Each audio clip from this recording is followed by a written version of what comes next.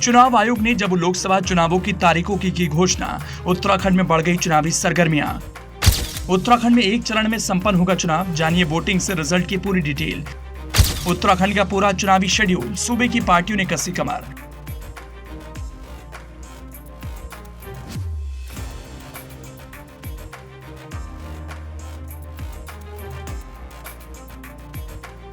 लोकसभा चुनाव 2024 का बिगुल बज गया है। उत्तराखंड में भी सियासी हलचल तेज हो गई है।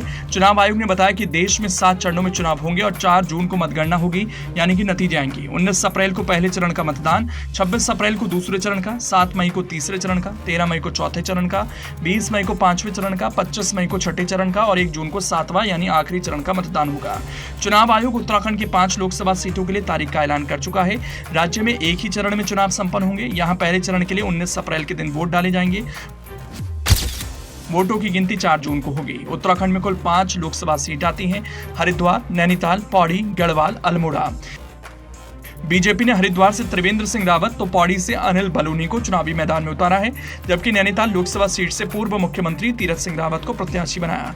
टिहरी सीट से विजय लक्ष्मी शाह फिर प्रत्याशी हैं, जबकि अल्मोड़ा सीट से अजय टम्टा को प्रत्याशी घोषित किया गया।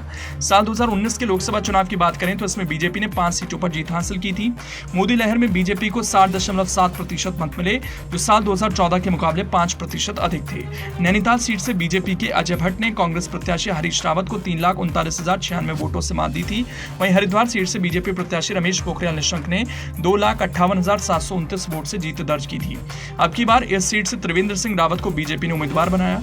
पौड़ी गढ़वाल सीट पर बीजेपी से तीरथ सिंह रावत ने 3,02,669 मतों से कांग्रेस प्रत्याशी को मात दी थी, जबकि टिहरी सीट पर बीजेपी प्रत्याशी राज्य लक्ष्मी शाह ने 3,0586 वोटों से कांग्रेस प्रत्याशी प्रीतम सिंह को मात दी थी। वहीं अल्मोड़ा सीट पर बीजेपी के प्रत्याशी अजय टम्टा ने 2,32,986 वोटों से कांग्रेस प्रत्याशी प्रदीप टम्टा को मात दी। बता दें कि साल 2019 में हुई लोकसभा चुनाव की तारीखों की घोषणा 10 मार्च 2019 को हुई थी।